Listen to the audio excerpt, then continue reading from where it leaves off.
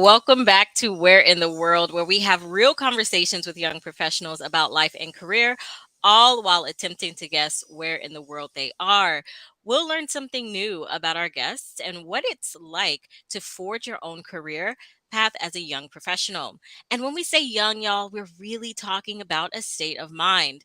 You'll learn by watching this web series that your career will take many dips and turns over time. And just when you think you've made it, you might have to scrap it all and start from scratch. Sometimes that's just the way it goes, and we ride the tide.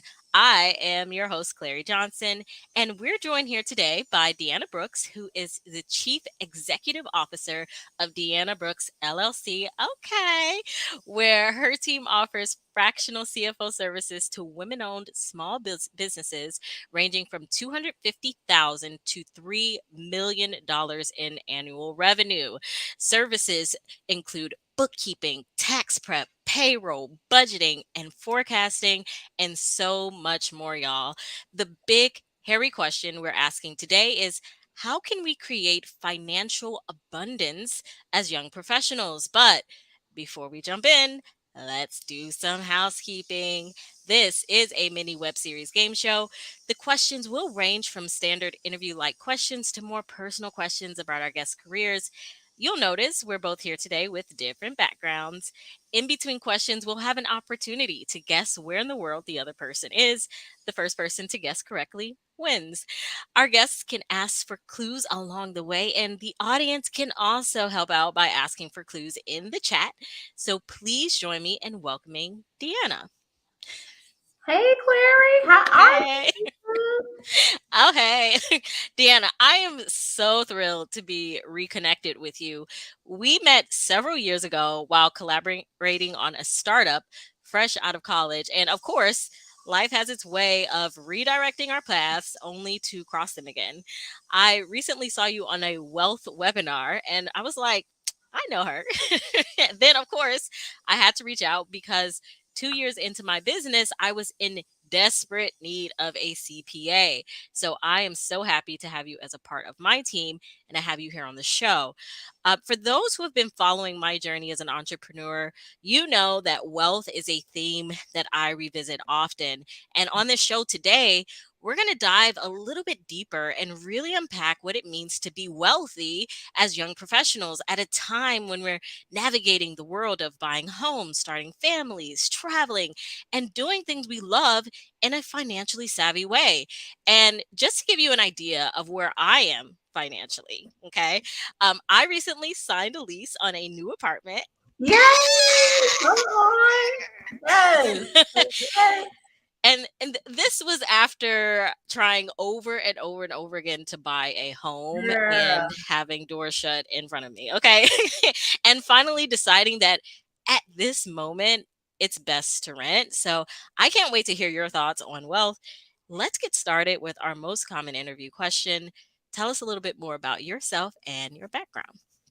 Okay. Well, my name is Deanna Brooks. As you see, I am a CPA. I'm licensed in Illinois, but I currently live in Houston, Texas. So we gonna get the license transferred over eventually. But I am from Chicago. Okay, let's rep the city. I'm from Chicago, and I started my career Big Four accounting. If anybody knows what that is, great. If you don't, is the I worked at one of the fourth largest accounting firms in the world, KPMG. And I started my career there in mergers and acquisitions. So when it's buying, selling, businesses and stuff like that, that was where I started. Quickly found out that world, it wasn't for me. It wasn't for me. You know what I mean? But Okay. then migrated through a series of journeys, life, twists and turns. I tried to leave accounting eventually. I was like, forget accounting. And I know we're going to talk about this more. I was like, I'm about to be a hairstylist.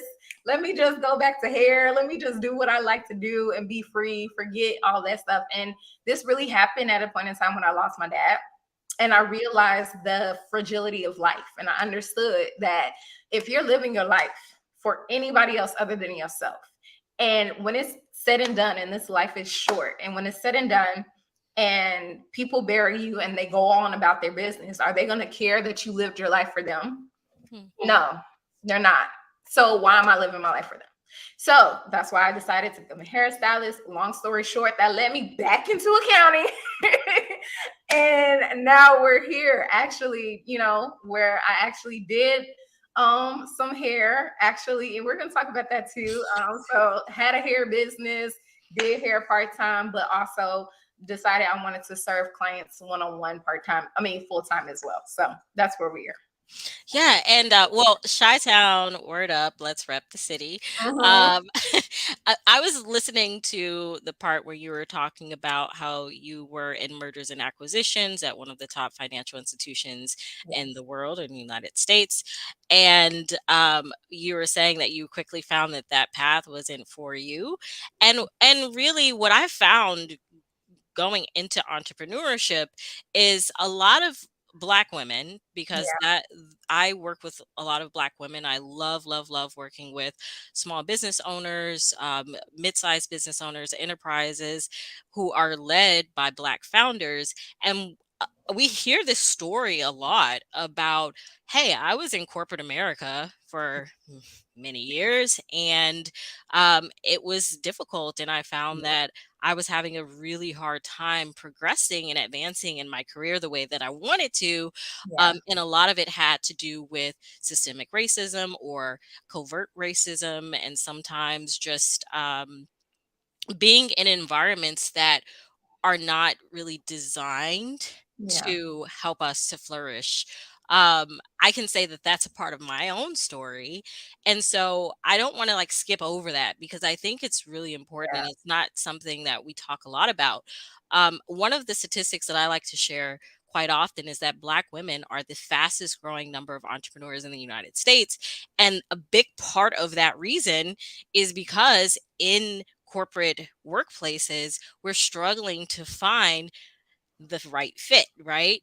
And so what I find that's so fascinating is the ability for us to say, okay, well, we can persevere and we're worthy, and I'm going to go and I'm going to create the life that I want.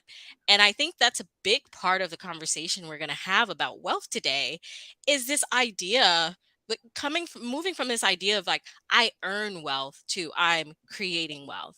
Yeah. And so we're going to talk a little bit more about what that actually looks like from the perspective of young professionals of all ethnicities. Um, so thank you for kind of being really candid about that and sharing that part of your journey. And then I'm really loving this balance between I'm a hairstylist, but I also a CPA, and I I want to talk a little bit more about that, and we're going to have a couple questions for Yeah. you about what that lifestyle is really like, because it sounds like a lot is on your plate, but I can also Sure. imagine that there's also some ease and some enjoyment there. So, before we go on to our next question, let's go ahead and kick us off because you look like you're in a really cool, deserty. It's like kind of tropical, but also dry, which Whew. is it's like clay. That looks like clay. Those boats. I mean, are you in Africa? No, I'm not in Africa. Wow, Oh, close. but Not quite. Okay, so tell me a little bit about this place. okay. It's so funny that you said tropical and dry at the same time. It's almost like it's morphed into something that was meant to be, like it was meant to be tropical, Okay. but now it's dry land, or it's becoming dry. Oh, that's interesting. Okay, Mhm. that reminds me of Venus. I don't know. That's very existential, but if you know anything about Venus, that's a lot Yes. like it was a lot like Earth, and then it became a very arid, Yep. deserty kind of a planet. So, and I just want to kind of describe the scene I'm seeing here because this will be a podcast, and I want to make sure our listeners can kind of visualize what we're looking at. So, um, it looks like I'm gonna do my best. Okay, it Okay. looks like there are some power lines in the background. Oh yeah. There's a river like running on the left side, upper left hand corner of this image. There are like three boats, but they're wooden boats, and they're small. It looks like they could be paddle boats. And then it looks like some huts in the background. I can't see any cows or chickens, but I would imagine that there are probably some cows and chickens back there. And then up front, sorry, I said three boats. There are actually four because there's one right behind you. And then the ground feels like, like that dry dirt. Yeah. Like how when dirt gets really, really dry, it kind of looks Yes. like that, but it's kind of clay. So that's what we're looking at. It's really, really pretty. There's like a sepia tone to this, which is pretty cool. So I'm excited to find out where this place is. But before we go on, it's your turn to guess where I am. Oh, okay. It's giving real European vibes because the homes are like stacked on top of each other. It's like hilly. You got homes on top of, I see a lot of places that look steeples. So it looks very like churchy kind of thing going on. It's very colorful. It's bright. That's how I know it's European.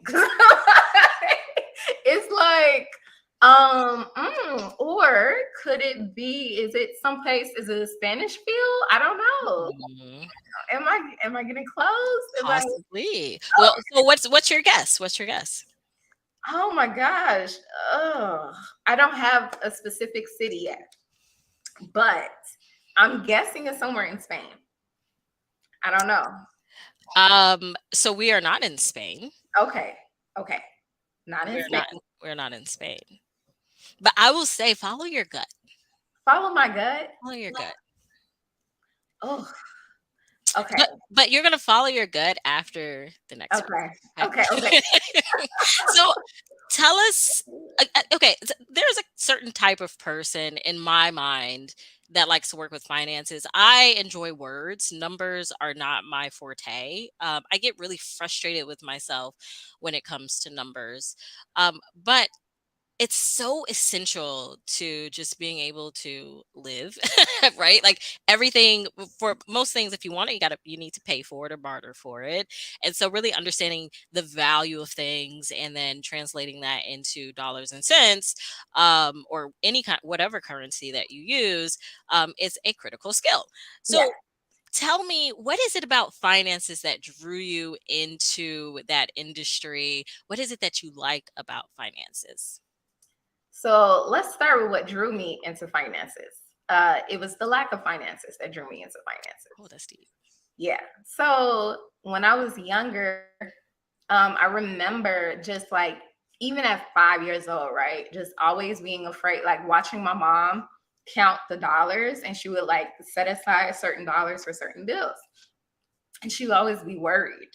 And I'll be like, the worry would transfer to me because I'll be like, Mommy, do we got enough to pay the bills this month? Like, are we gonna be good? Like, the lights was just cut off. Do we have enough so that we don't have the lights anymore? You know what I mean? There would be times that um in Chicago, you know how cold the winters get. There were times that we didn't have gas.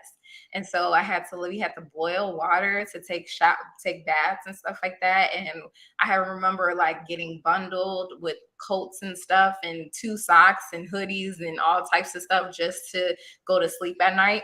And so just like having that be a thing. And then finances always cause arguments in the house. So I remember always being scared and like feeling like, oh, I'm afraid every time there's a school trip, I'm sweating bullets every time a teacher talks about a school trip, because I'm like, am I going to be able to go on this school trip this time? You know what I mean? Like that type of stuff. And mind you, these school trips maybe $10-15, and I'm like, are we going to be able to go? Like, you know what I mean? So I just remember once I started going into my teens, being mad frustrated, like, okay, I'm done with this. And mind you, let me give you some background. When I was entering my 13 is when I don't know what happened, but things went downhill and I became extremely, extremely depressed to the point where I could not go a day without crying for hours or crying myself to sleep. And so it was becoming like cumbersome to my friends, to teachers. They were just like, She crying again. Like, stop crying. Stop her from crying. She always crying. Like, we were on a 8th grade field trip. I'm crying myself in boohoo tears in the hallway, and we weren't supposed to be in a hallway and all types of stuff, crazy stuff. So it got to the point where I was like, screw this. I really feel like, first of all, my friends are irritated with me. My parents are embarrassed by me. My church thinks I'm a hoe. Sorry, am I supposed to? Bear it all. Okay. Let me Bring a receipt. there's a lot going on. And I'm not good at any sports. I'm overweight. So I don't have like luck in the male department. You know what I mean? The guys that I were dating or dealing with, one tried to pimp me out. That's a whole story in itself. That was a Okay, that's gonna be episode 101, y'all. The return of Deanna Brooks. I swear I was so close to doing it because I was just like, yo, I'm tired of them riding me for having holes in my shoes. Like, I was so tired. Yeah, like it was crazy. And so I remember getting to the point where I was just so depressed that I started becoming suicidal. And I remember being on a school bus one day, and I was just like thinking to myself, like, I'm tired of crying. I'm tired of annoying people. I'm not happy here. I feel trapped here. Let me just put everybody out their misery. Let me put me out my misery, and let me just end this right now. So I'm looking at the back of the bus, like the emergency exit. We're on the expressway. I'm like, I bet you if I just darted to the back real quick, unlatched that emergency exit, and just ran, like, flipped myself out onto the expressway, people gonna be so shocked and confused as to what I'm doing that they're not gonna be able to stop me, because they're gonna be like, what is she doing? You know what I mean? That was my thought process. I don't know why. So I'm just like, okay, Deanna, I'm trying to hype myself up to do it. I'm like, this is the time. We're gonna do this. Like, let's get it done. So I'm inching off my seat, and I'm just like, okay, I'm trying to hype myself up. And then as soon as I'm like getting ready to like do the whoop, whoop, whoop, dart to the back, I just felt this strong internal voice that said, stop. It almost felt audible, but it was just in my head. And it was like, stop, because you have to be hope for somebody else who is in your position right now. And I just felt this clear sense of purpose come over me. Like, I don't know if I was 13 or 14 at that time, but I just felt this clear sense of purpose that I never felt before. Just like, wait a minute, like, I'm supposed to, because if I do this, the other person who's coming after me, who's in my exact same position, is not going to feel like they got hope to make it to the other side of this. They're not going to see, they're going to think that they're bound by their situation as well, because I didn't do what I was supposed to do to show them there is a path to hope. And from there, I just had the clear sense of purpose. So 14, I'm like, okay, like, I started getting my grades together, because I was an A student. And then I went to junior high and started wilding out because I was depressed and all types of stuff.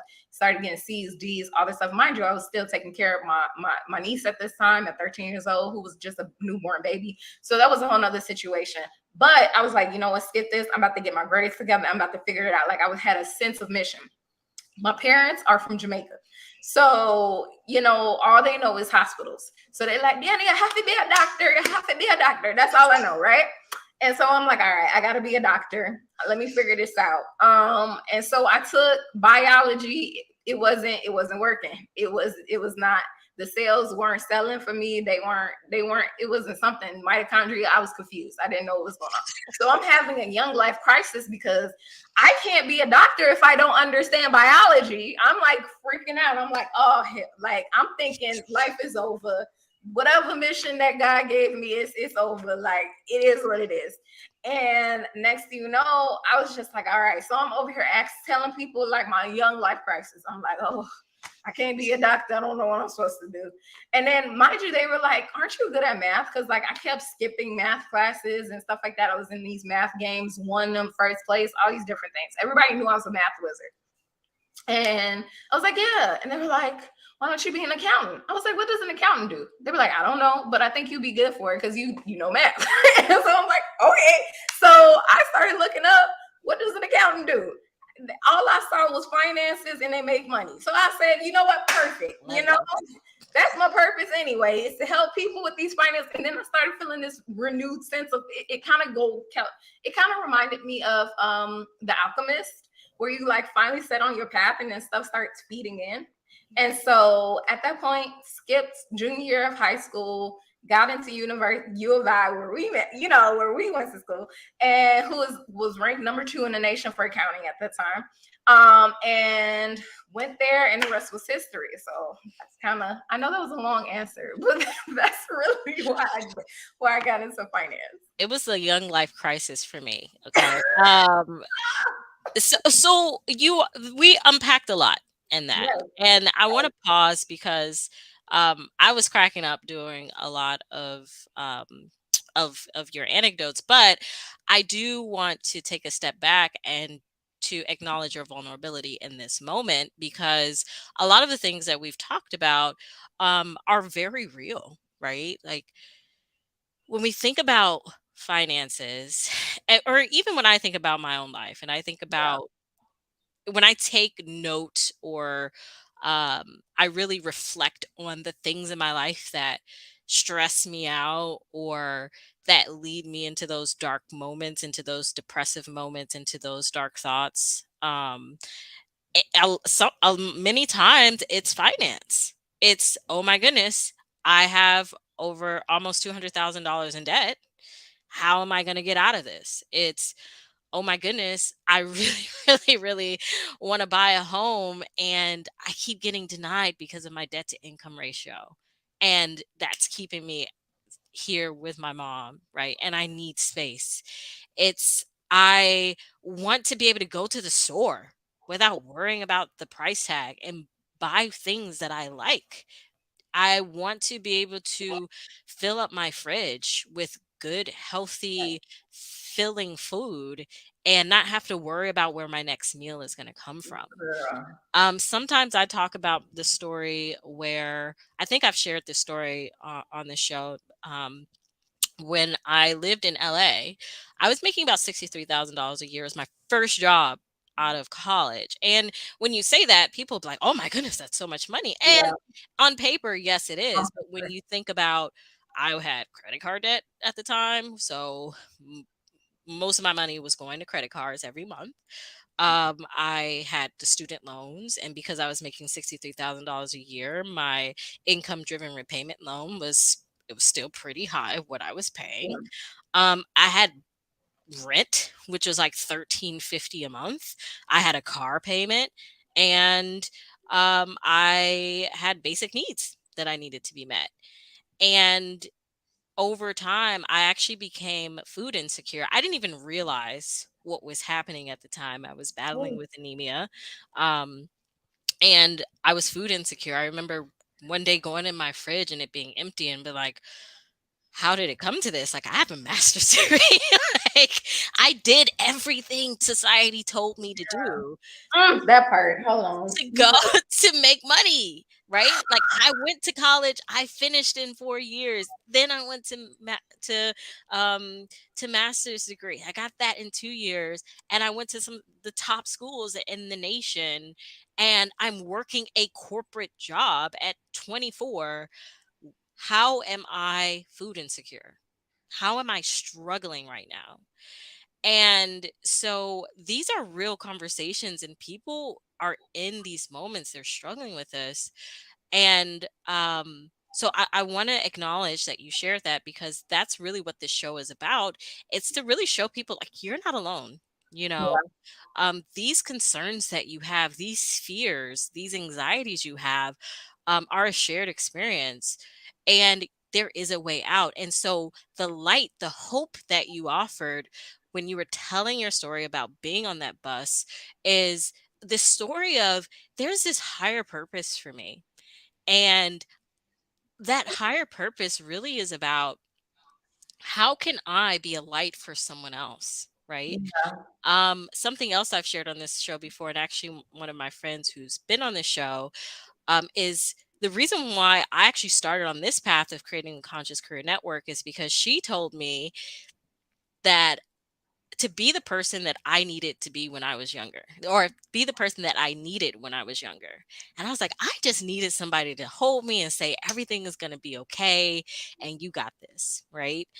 And, I believe in that voice, in that strong, powerful voice, because I've had those experiences myself Mhm. where you're just like in this moment and you're about to make this decision. It's like, nope, stop what you're doing and Yeah.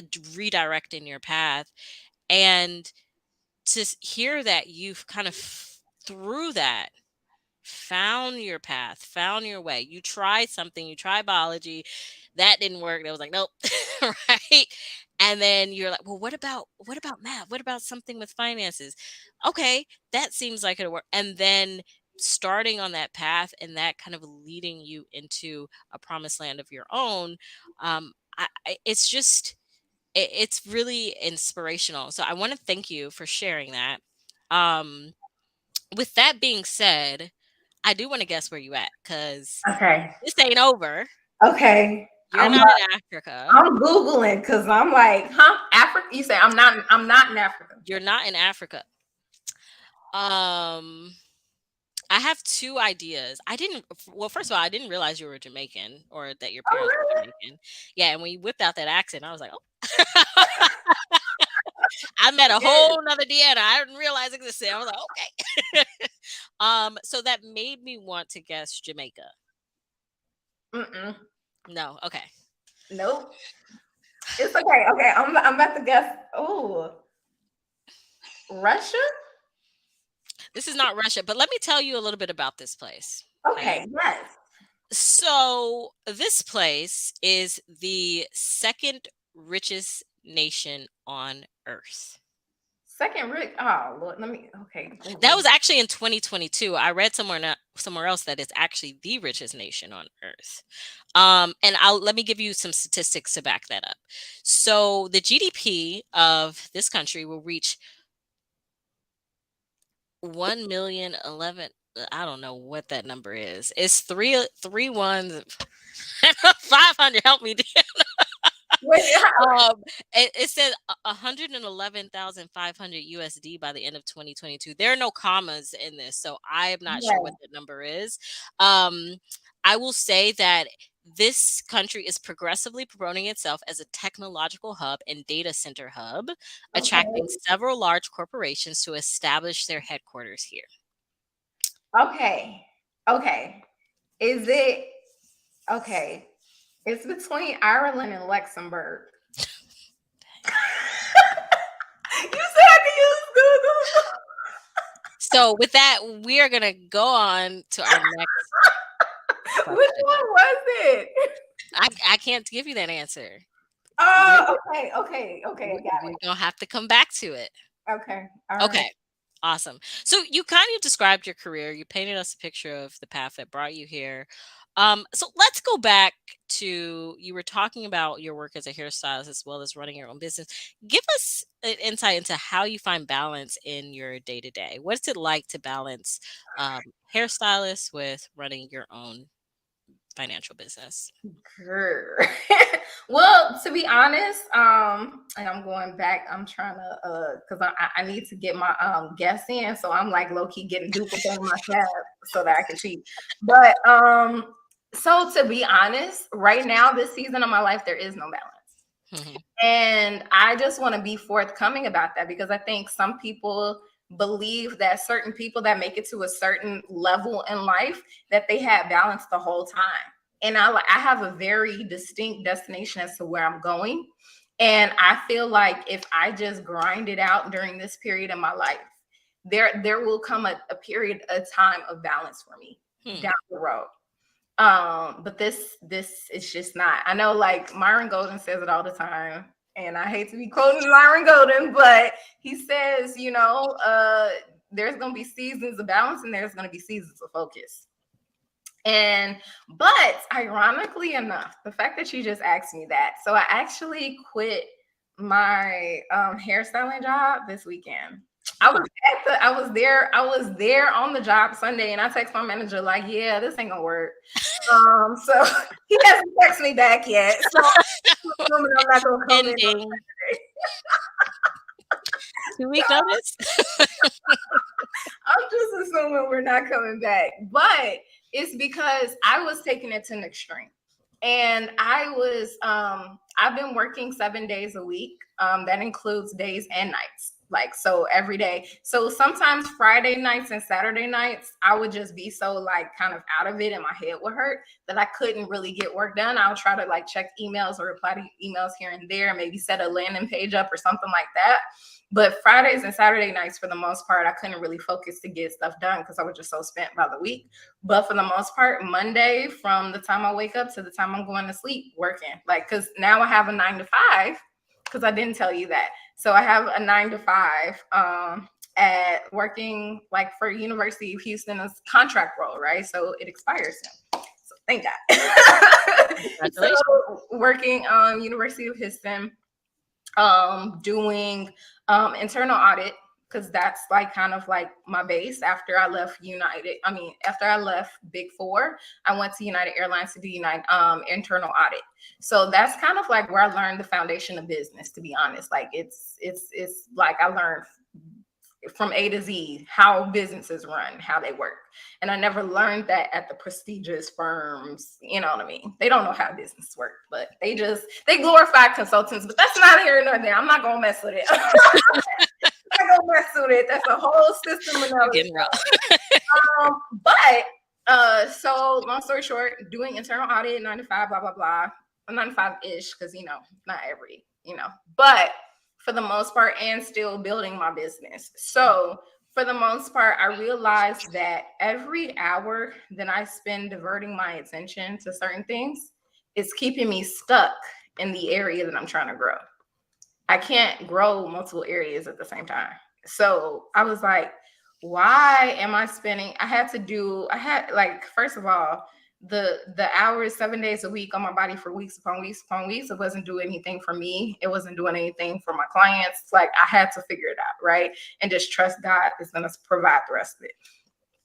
Second of all, I had to look and say, okay, how much is my time worth? Like based on what I'm trying to make at the end of the year, how much is that hourly time? Like, you know what I mean? Now my hourly time is really priceless, but let's break it up into how much do I plan to get paid for my time, throughout the year. And I'm like, if that number is up past the $200 per hour, why am I settling for something that's barely paying me $20 an hour? It don't make sense. Mm-hmm. When I know during that time period, I could send an email, probably get 2 clients, or even 1 client in 1 hour, I make what I would have made the whole weekend at the salon. You know what I mean? And because instead of doing those things that I know would get me clients, I'm apprehensive. I'm not doing the things, I'm not marketing, because I'm afraid I won't be able to handle it because I'm working these $20 an hour jobs. And so for me, I had to like all of those things, and knowing I needed a day of rest to rejuvenate because my creativity was getting shrunken. I was like, nah, I got to move around. So I actually decided to pare it down and just focus on what the focus is. So I have a couple follow-up questions, because you're speaking at a very high level right now. I hear you, but I want to make sure that our audience understands what you're talking about. So the follow-up question I have is, one, how did you find your way into business? If you can just tell us what you do in business. I kind of introduced it, but girl, I kind of skated past that whole background as to like we did. and then if you can, because, and actually I'm really interested in this, and I hope some business owners do watch this. When you were talking about how you determine how much money your time is worth, how do you do those calculations? So the first one is, tell us about your business, how you got into it, and the second part is, how do we calculate the value of our time? Okay, great questions. I kind of skated past that because I was like, you know what? Nobody cares. Let me be efficient on time. My story going long. Let me just go. But you're right. This is important. So, when I decided back in 2018, when I was at United Airlines, and I decided I was miserable. So I was back at that place. Mind you, I hadn't struggled that heavy. Like I had periods of depression struggles in college as well. But then there was it started to hit its head when I was at United Airlines because my dad had just passed away. That was a very intense period of my life where it was like work was getting intense. I was helping my friend plan her wedding, and I saw my dad's literally being mutilated by the cancer in front of my face. Like literally, it was visibly taking over his whole face. And so it was like, it was to the point where doctors and nurses would walk into the room and be horrified. And I'm just like, if it's enough to horrify the nurses, like that's a little bit too much for me. And it was just always like getting calls and back and forth, like, oh, he gonna live 6 months. Oh, he only gonna live 6 days. Oh, he gonna live. And I'm just like, y'all, like, and they like, okay. And then mind you, he's perfectly conscious. He's perfectly conscious of what's going on. He's just miserable because he can't talk because the cancer done took out his whole like mouth. You know what I mean? And he's Jamaican. So he didn't have like a high school career or anything like that. So he's writing down patois, you know what I mean? So I'm over here trying to pronounce the stuff like me want some water. He want water. Somebody get him some water. Like that's what's happening every day. You know what I mean? Like, so it's just stuff like that. Like, it was a very intense time period. Fast forward, things are not like, it's not moving with my career anymore. Like I'm working, I'm traveling like crazy, working to 2 o'clock in the morning, right? Going to sleep for like 3 hours, waking up again at 5 o'clock in the morning, meeting with my team as we're traveling to all these different stations to do this intense work. And I'm over here, like me and my coworker sharing stories like, oh my God, I woke up at 4 o'clock in the morning because I thought I overslept for 5 o'clock. And I was like, me too. I just did that too. and we like literally like, you know what I mean? So it's like we're literally doing this to our body. I'm going through all types of crazy stuff, being sexually harassed at these dang airport stations by these old like men that's like, you know what I mean? And I'm just like, it's just too much. And I'm just sitting, and on top of that, they were saying it wasn't good enough to get me promoted. And so now I'm having a crisis again, because first of all, I don't even like y'all like that. Second of all, no, if any of y'all my workers are watching, I did like y'all. It was all people though. Y'all know the people. But anyway, no, that was the really first time like I really connected with coworkers on a deeper level. So I don't want to say that. It was some of them. But anyway, but I kept going back to that 14-year-old girl that had a sense of purpose. And I was like, how is this connecting to that? I didn't do all of this for this. That wasn't what I did this for. And then I started to realize, I started to feel that feeling of depression again, and that the suicidal ideation coming back. And I was working at the Sears Tower at this time. It will forever be the Sears Tower. I don't care if it's Willis. Listen, Sears Tower. So I'm working at the Sears Tower. They're doing construction at the time, because now it's all like decked out and all the stuff like that. But when I was there, they were trying to like remodel it and stuff like that. So there are parts of the building that were open. And I will walk past those parts of the building. Mind you, Sears Tower, for anybody that doesn't know, was one of the tallest skyscrapers, in the world. And I'm walking past these open areas of the business, and I'm looking at the blue tarp, and I'm like, if I just run through the tarp again, you know what I mean? Similar to that, if I just run to the back of the bus. You know what I mean? And that's when I started catching myself. I was going to the bathroom, and people were noticing. They were pulling me to the side, like, hey, what's going on? Like, what's, all these different things. And I'm going to the bathroom and I'm crying out. I'm like, God, I don't know what you have for me, but you got to make it clear, because I don't know how much longer I can do this. So I'm having a second, reawakening. And I'm giving this background to set the stage as to what had to happen to get me to here. Because the plan was to do what they said do. Because you mentioned that. I did what they told me to do. I'm trying to become the VP, the partner, all this stuff. You know what I mean? But when I realized the path to that, and I realized who was at the top of these organizations, I realized that these partners had broken marriages. I saw the VP's wife like having his side chick in the office with them. Like, I was just like, this the life that I'm supposed to be, that I'm going for? just to barely make maybe $300,000 a year. Like Yep. Mm, maybe, maybe. like I don't. It's not adding up, and I didn't see a trajectory for my future. So asked God. I was like, reveal it to me. Mind you, my best friend had moved to Houston, and every time I visited, I felt so free. But I was afraid to move because I was just like, no, my job, my mom, all this stuff like that. And then when my job and my mom started cutting up, I was just like, oh Lord, okay, I gotta figure this out. Then the next day, my friend called me. She was like, let's move to Houston, and I'm like, what? And I'm just like, because this was a different friend other than my best friend that lived in Houston. And I was like, what? Moved to Houston. And at that point, I remember my breakdown in the bathroom. I was like, God, make it clear to me right now. And now all of a sudden, I felt this fresh set of hope come over me that I hadn't felt since I was 14. Hmm. And then I was just like, what if I moved to Houston and I do whatever I wanted to do? Like, if I had no boundaries, if I didn't care what anybody thought about me, what would I do? And I was like, I would go do hair. I would go be free. But it was something about the freedom and creativity, being able to make money on my own, you know what I mean? On my own, kind of like, what's the word I'm looking for? Just being able to make it on my own means and stuff like that. Like, that freed me. And instead of having to feel like, oh, I can't change my hair up, I can't get my nose pierced, I can't do all these things because it's gonna mess up my career and it's gonna make people doubt my capability to do some work. I don't know, you know what I mean?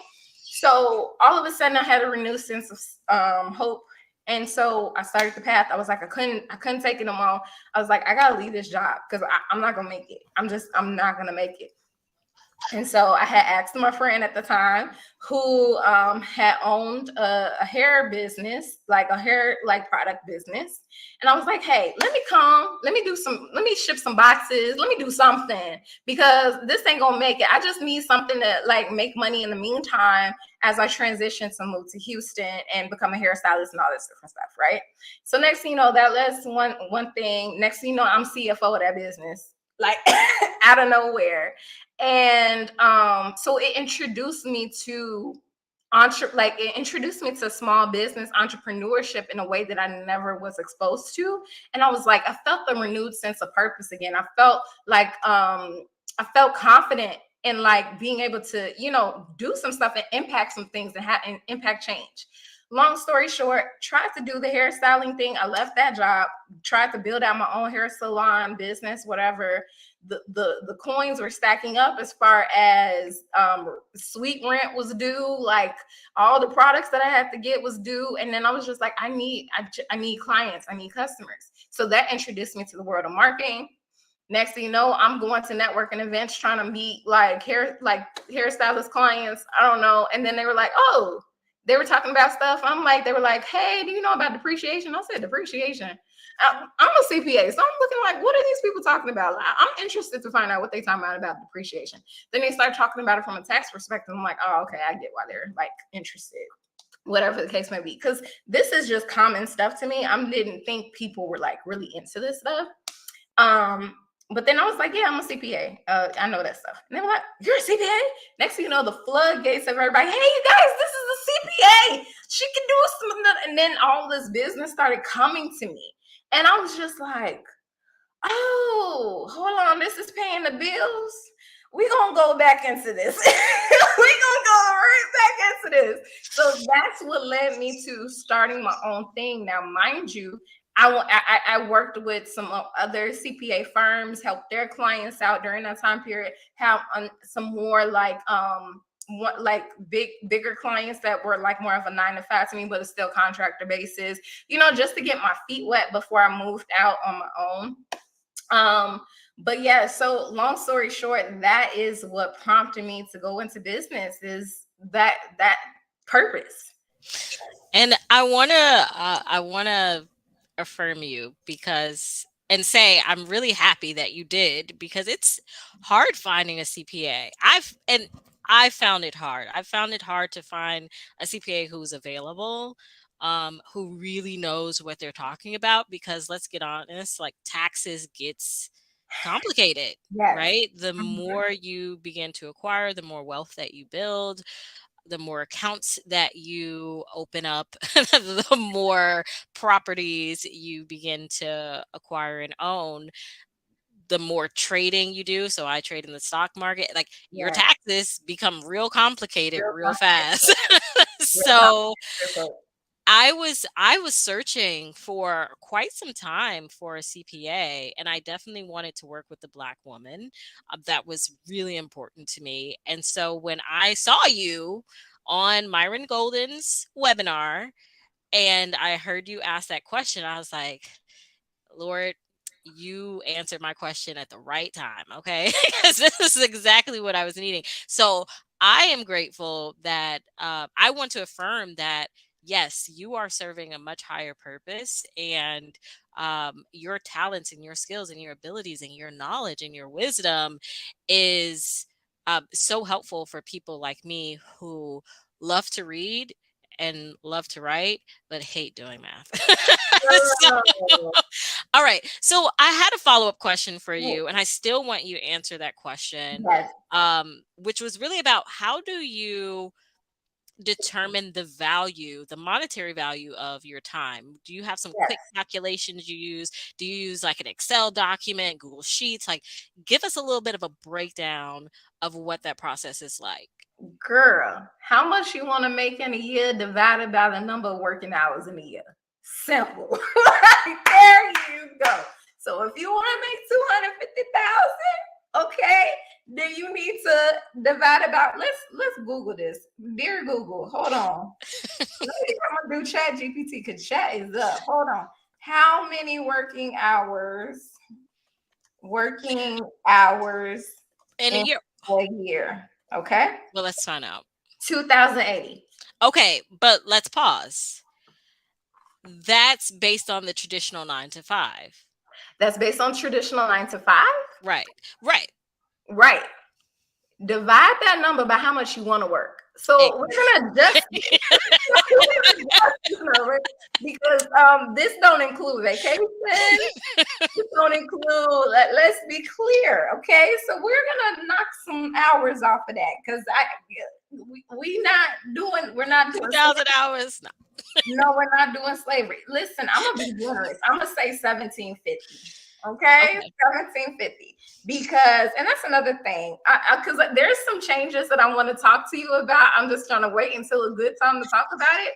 But I'm rebranding Deanna Brooks LLC. I yet to I've change been seeing it the legally. emails. Yeah. I'm rebranding it to be Soft Life Financial because I Oh, strongly feel like we're working ourselves to the bone, and we're doing it unnecessarily. I strongly mhm. believe that, and we could talk about that because people have different visions about what the soft life is, and so I kind of want to talk about that eventually. But yeah, so let's say 1750. Now, here's the thing: I know how much debt I got. Okay, so I said, okay, I know how much I need to make, and it's like, and that's profit. That's not revenue, and we could talk about that too for the business owners. Revenue is not equal profit. There's a difference. What you make as a business owner is the profit. Okay, so if I know I need to make $500,000 profit, now here's the thing. Let's say I'm on track to make maybe $50,000 profit. I'm gonna bring that down to 375, maybe. Let's let God. I'm gonna let God do what God do. But at the end of the day, let's say, okay, what is what am I saying? Okay, 350. Let's say 350,000 divided by 1750. That's how many hours we're working. 1750. Yes. That equals $200 an hour, which is that's pretty reasonable, right? Get it? That's pretty reasonable. But that's profit, right? That's not revenue. So if let's say that the business and that gets into a lot of different stuff. I don't want to complicate this, right? But at the end of the day, I'm saying I need to make $200. So if I'm meeting with a client and I know that my overhead costs me about $50 an hour, you know what I mean? Like if I do my business expenses and use that same equation over the amount of hours that I'm working, then I know that I need to set my price at least $250 an hour if I'm going to net 200 an hour, to accommodate that. So that's kind of the idea.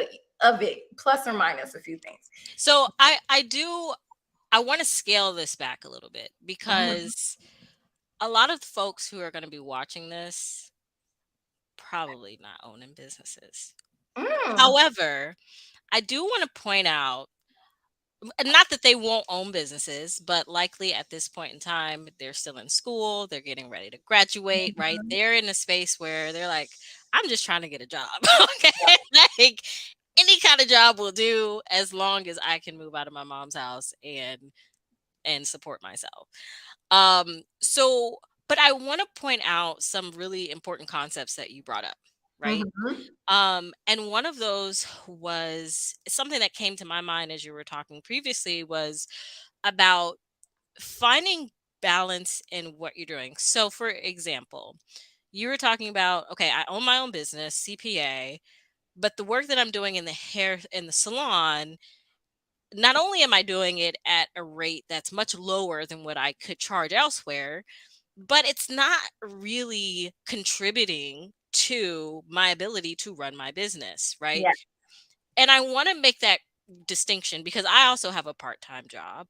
Mhm. And that part-time job is little bit over Girl. $20 an hour. Mhm. However, the work that I'm doing is still feeding this love that I have for technology Yes. that I inject in my business, right? Um, and similarly, something that I've been thinking about recently is a way to kind of increase the amount of money that I'm making because I know I'm getting this new apartment and we got to keep food on the table, is becoming an adjunct professor and actually teaching digital marketing at city colleges. Girl, I was thinking about that too. It's crazy. I was just thinking about. I was about to do Girl. application 2 weeks ago, but okay, go ahead. Well, so in that sense, in that case, well, maybe that job doesn't pay $200 an hour, right? Mhm. However, the skills that I'm getting by doing that job are directly contributing to the life that I want to create and the wealth that I want to create, Exactly, right? because my 9 to 5 doesn't pay me $200 an hour. But my 9 to 5 is in the area of finance and keeping me in the mindset of business processes and efficiencies and all these different type of things that kind of like correlates and makes sense with what I'm doing. You know what I Mhm, mean? It gives way. Also, it's a job where I can do it from home most days. mhm. And so if I need to take a meeting with the client during the midday or right at the end of the day, there is no commute. There's just I clock out, come on, and clock back in. Boom. You know what I mean? So it's like, is it contributing to the end goal? What's the vision? I think it goes into what's the vision for your life? What are you working towards? Because you're not going to haphazardly get there.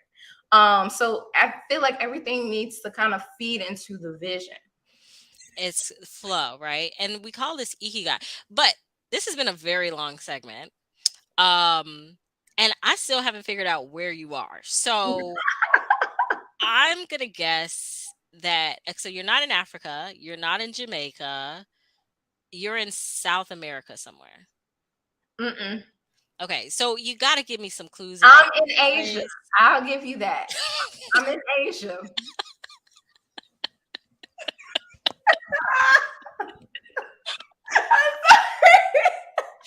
Because that narrows it down not at all. Okay, you know what? Okay, here's something that Okay, I'm not giving you a specific location. I'm more so want to draw your attention okay. to something in the background. That's more of the destination that I'm trying to paint. Oh, It's okay. along the lines of a certain body of water. And Okay. so if you can guess what that body of water is, that's kind of like where I'm at. Okay, so my Googling is going to be about bodies of water through Asia. Okay. That are drying up. That are drying. Okay. Okay. That helps. That's very helpful. I will do my homework. In the meantime, Okay. And I need to figure out, wait. Okay. I'm Turn. not giving you any more clues because your Googling skills are like, Colorful steeples in. Okay, it's gonna be Ireland or the other places. Okay, so is it Ireland? This is not Ireland, but I'm going to give you a clue about this place. Okay. Okay. Mm-hmm. Um, so there are three official languages in this country. Um, and in addition to those languages, you can find them on the free public transportation that is offered there. Oh, hold on. And with that, we'll go to our next question. So, Okay. Okay. be- before this interview, you said that poverty is infectious. If you Yeah. associate your identity as a poor person who struggles with finances, how much does mindset play in our ability to create wealth as young professionals? Oh my God, it's everything. It's everything. It's crazy because I feel like I'm learning this in my adulthood and I wish I would have known before. Because I feel like some people that don't believe or wasn't indoctrinated with this whole idea of riches are for other people, like wealth is for those type of people over there, not you. You know what I mean? Like you don't get to be wealthy. Mm. Then you start creating roadblocks for everything that could potentially make you wealthy. I remember like one of my friends earlier on in his career, he kind of ventured out and said, "Forget Big Four. I'm doing what I'm about to do anyway. I'm done with this." And he started his own business. And he started off doing like financial consulting and all this different type of stuff. And at this point, I'm in drowning in debt. Like I had just paid for my dad's funeral, that put a damper in things. Now, granted, insurance reimbursed me some stuff, but before they could reimburse me, I'm just I'm frazzled. I'm like in over my head. And I'm meeting with him. I'm like, I don't know. The money ain't money, and like I ain't got no margin, no room for anything. And he's just like, man, put one of your cars on two road, do this, do that, like flip some stuff in Walmart. I've been doing this, I've been doing that. And everything that he kept saying to me, I kept hearing an objection to why it won't work for me. That's all I kept hearing, because in my mind, making more wealth for me is not for me, it's for the other people. So Mm. if I went and I tried to flip things in Walmart, it's not going to work for me like it worked for you, just because off the strength of that's not, those type of stuff don't work for me. And a lot of the times we won't do the things that will build wealth because we'll have all these roadblocks in our head about why it can't work for me. And because you're believing that it won't work for you, you won't do the things that it requires and put in the work and the energy that it requires, because you already believe it's not going to work. Why would you put in energy and time into something you don't believe it's going to work? That's deep. And so, because of that, it keeps you in a cycle of poverty.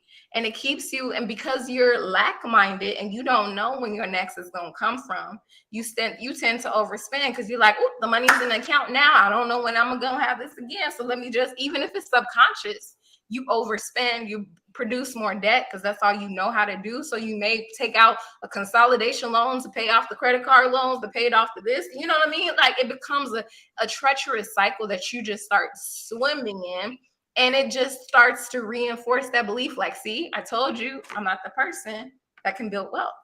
And so if you don't believe that you are the person that can build wealth, you will not do the things that is required to build wealth. Dang. So, as you were talking, I was coming up in my own mind. like, and I see this coming up for me in a lot of ways of there are things that I want to do, things that I want to put out into the world, but I stop myself. Yes. And a lot of the fear is that it's not going to work. Like nobody's going to care. It's not going to work. Why? It's I have this fear of failure off the bat, right? Yes.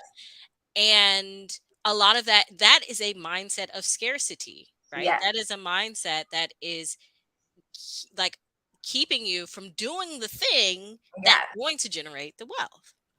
Some of the other things that came up for me as you were talking was the idea of, and I'm going to take this back to business ownership, but I think this also applies if you are a young professional and you're going for a job and you're at the negotiation table and it's time to ask for what you deserve, what you're worth, right? It's time to negotiate your salary. Yes. And having that fear Yes. of asking and saying, "Hey, this is how much money I want to make." Right? Because, well, if I tell them that I want to make $250,000 a year, they'll tell me I'm too expensive and they'll go find someone else who is cheaper. Yes. Right. Or I won't get the job. Or even for me, the fear of raising my rates because I'm going to lose clients, or people aren't going to want to work with me because they don't want to pay the rate that I'm charging. Yeah. Right. And that fear of going after the thing, don't fear what you don't know, manifest what you need. Thank you, DJ Lo. Ooh, Okay, that's some deep words. Okay, come that came from the comments, on. y'all. DJ Low said at 6:35 p.m., "Don't fear what you don't know, manifest what you need." Yes. And so, and that's so true. It's removing the fear from the conversation and manifesting the wealth and manifesting the abundance. Um what are some practical steps that we as young professionals can take to break through those walls? Because the reality is that those fears and those beliefs are so ingrained in us, right? You were talking about, you went way back to your childhood, right? You went back to that 13-year-old girl sitting on a city bus, right? Or sitting on a school bus. Like, you went way back there. And so as adults, right, as we get older, we're now facing those Yes. fears that we've become conditioned to. What are some practical ways that we can transform our relationship with money and our identity with money? Oh, faith. For me, that is leeway. For me, I had to realize because the whole thing is a faith journey. If you've never had money in your life, for you to have money, you got to manifest something you never had. That's going to require some faith. If you don't see the money in your bank account, in order to have money in your bank account, you got to go after something you never seen before. You got to go after something that you never had evidence of it working before. You got to go after something and say, I'm going to try this. I don't believe it's either it's going to work or it's going to work. And if I don't, and I'm going to fail my way to success. I think, first of all, we got to divorce the fear of failure. We got to divorce that fear. Because even if, and let me know if you can still see me, because if I'm frozen, I think, okay. Yeah. Okay. Cool. Let me know. First we got to divorce the fear of failure, because at the end of the day, it's going to take you just taking the first step. First of all, I feel like having a vision as to where you're going and just being in a direction and just taking the first step before you have evidence that that first step is going to work for you. I think sometimes we're so afraid. I had this vision appear to me the other day, of like the reason why we stay stuck, aka why I stay stuck. So I'm just coming from myself. And I envision like this staircase, right? And each step gets higher and higher, right? So maybe the first step is like this big, and then the second step is like this big, and the third step is like that big, right? And we're looking at our friends, or who we're looking at people who are on this step, and we want to get to where they are. And it just seems so insurmountable. And we're just like, oh, there's no way I can get to the right there. But if you just started on that first step and figured out how to get there, you would eventually get to that step.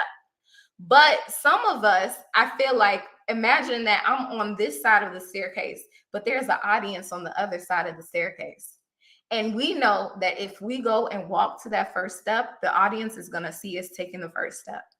And we don't want that audience to see us try to leap up to the second step and fall back to the first step.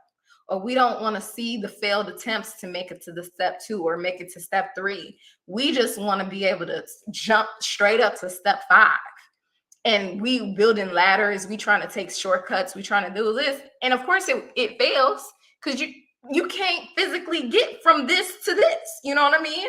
And we're like, see, it doesn't work. But if you just took your behind to step 1 and say, okay, I know that I can hit here. I may not, I don't even know what step two looks like or how big that step is or whatever the case may be, but I know it will be revealed to me how to get to step two as long as I get to step one. And in practicality, what that means is, let's say we know that we gotta make offers to an audience. We gotta create an offer and then make an offer to an audience.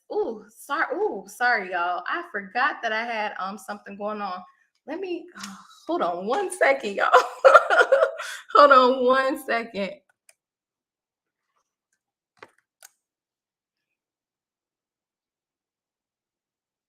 Hello.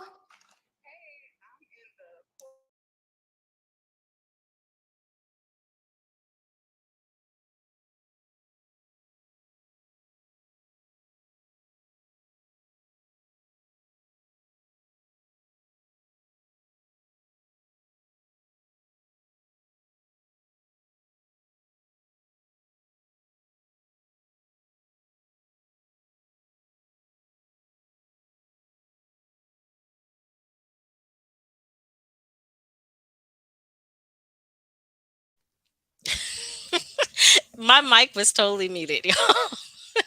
And so let me back up. So this conversation is bringing up a lot for me. And the reason why is because we've talked about the Conscious Career Network. I've talked about the courses that I want to bring to young professionals. I've talked about the community that I want to develop and nurture. And a lot of what's been coming up for me recently has been a lot of fear about taking that step that Deanna was just talking about, just taking that first step and trusting that I'll find the way, right? And it's so true when we talk about developing and building wealth. Um, so much of it is about how we view money. And if that has not been ever demonstrated for you in your life. Maybe you came from a home where money felt scarce, or maybe you have also struggled with food insecurity, or you've struggled with making ends meet and working 9 to 5, working paycheck to paycheck, and you don't see a way out. It can feel like there is no light at the end of that tunnel, but I'm here to tell you that there definitely is. And all it takes is for you to take that first step, to step out in faith, and to begin to create the wealth and the abundance that you want to see in your life. Um, and a lot of that does take just belief, right? And so DJ Lowe says, life is all about stages. Each stage brings something new and a struggle, but it's getting easier as you go and your vision will get brighter. Thank you, DJ Lowe, for that. Those are some really wise words because we talk about this a lot on this show. And really, this that kind of summarizes what this show really is about. It's about really sharing with you you know, we have this idea when we start our careers that it's going to be a straight shot, or that we're going to have this ladder, we're going to climb it. And if we just do everything right, that we're going to get to the place that we want to be, and we're going to get there really, really, really, really fast. When the reality is that our paths are going to twist and turns, is going to take us in some really weird directions. I can say that I've started over in my career multiple times. And even now in my business, I'm in a place where I'm starting over, and it feels a lot like I'm starting from scratch. Like I tore it all down and now I'm rebuilding it with a new pricing structure, with new product offerings, with a new ideal client in mind. And it can feel really unstable. And I was in a really dark place just a few weeks ago where I was unsure about what the outlook of this business would be. And knowing that I don't, I want to be in the driver's seat of my life. And I want to be in the driver's seat of creating wealth. And in that, holding on to this belief that I can create it, right? And really holding that light. I, in that space of tearing things down and rebuilding things, it can feel really uncomfortable, right? It can feel like, oh my goodness, I failed. Right? Like I failed, like this isn't working. Did I choose the right path? Am I doing things right? Am I really worthy? Does this any of this even matter? And I'm here to tell you that it does, and you have chosen the right path, and you are worthy. And whatever it is that you want, whatever outcome that you want to create for yourself, you can create that, with just maintaining that belief. So DJ Lo said, sometimes we got to break ourselves down to restore a self for a better life and better journey and stronger foundation. It's very true. And it's actually something that my mentor has said before, which is, it's like tilling a garden. Right. At the beginning, it feels like, okay, I'm just destroying all of these plants, right? I'm just destroying the dirt. But really, what I'm doing is I'm turning it over. And what that's creating is it's creating fertilization, and it's creating an opportunity for new plants to grow in that space. And so I believe that this is the season of tilling your garden and creating space for new abundance in your life. And with that, I'm going to bring Deanna back on to the stream. Hey, can you hear me good? I can hear you perfectly. Oh, perfect. Sorry about that. I completely lost track of time. I have a person who actually helping me came in. So like that's a whole nother conversation. Girl. Well, I want to acknowledge you and your time. Typically, I try to keep these shows to an hour, and we're definitely over that. But I've been enjoying this conversation I so know. much. I got lost in it. I was like, this is everything. Oh I my think god. I think that we're gonna have to come back and do a part two of this, but not before we reveal where we are. So I'm just gonna take a guess. I did my googling that you're at the Yangtze River. Yeah. Not Yancy, close. It's not. No, it's not. It's actually okay. You want me to tell you what it is? Wait, no, let me guess where you are first. Okay. Okay, okay. Okay. I Wait. have one other. I have one more guess. Okay. I mean, you can go, but I think I have one more guess. Yeah, yeah, yeah, yeah. Got it. I was Okay. like, oh, I was waiting. I was like, okay, wait. Okay. Luxembourg? Yes. Okay. I got it. Yay. Okay, go. It's so pretty. um, Oh my goodness. Sorry, and then I just wanted to show some of these comments from DJ Low on the Yes. chat. I forget that I can actually do this. So this is the latest one, and then we had "Life is all about stages. Each stage brings something new and a struggle, but it gets easier as you go, and your vision gets brighter." And then, of course, "Don't fear what you don't know. What you don't know manifests what you need." Those Yes. are some wise words. Um, yeah, so I didn't realize, and I mean, I'm just going to be vulnerable and say, I didn't realize Luxembourg was a country. I thought it was a capital of a city, or I a did. city within a country. Yeah, I did too. So don't feel bad because I did too. Wait, DJ Glow said something else? No. Yes. But I had a lot of fun learning about this place, and I chose it because it's the one of the wealthiest nations on earth. And that's partially due to the really low taxes that they have, a very high minimum wage. So, I mean, these are in European dollars, so I'm not even going to try to guess what that is. But I did read somewhere that like their average annual salary is about $88,000, which is Oh, wild. Um, move to Luxembourg. Hold on. What I gotta do to get like? Do they like black people? okay. These You like, are the questions I gotta ask. okay, like I need to get my passport renewed yesterday. Right.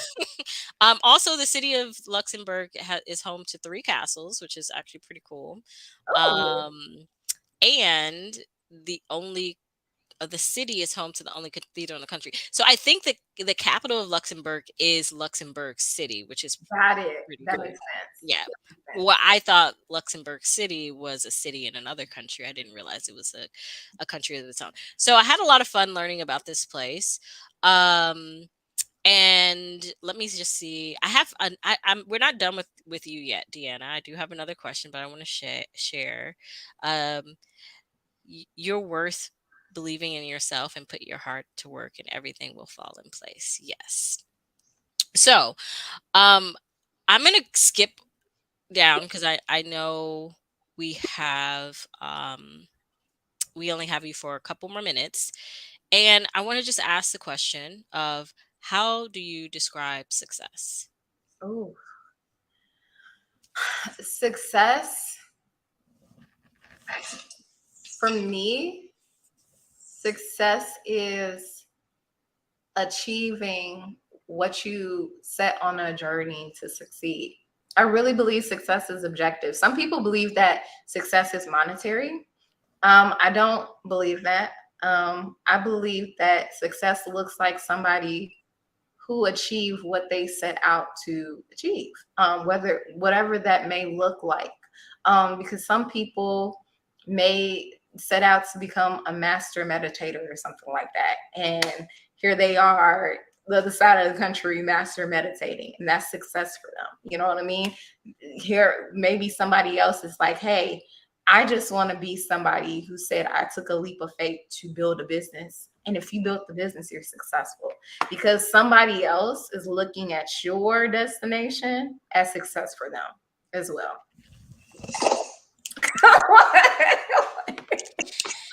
So one of the things I talk quite a bit about is this idea that these people ask like, who are your idols or who do you look up to? And I've never had someone like that in my Yeah, life where I was like, oh, I want to be Oprah or I want to be, yeah, Justin Timberlake. Like that's not, um and what I realized actually when I worked at Google is I would get contacted by a lot of young professionals who are like, hey, I want to be where you are, help me.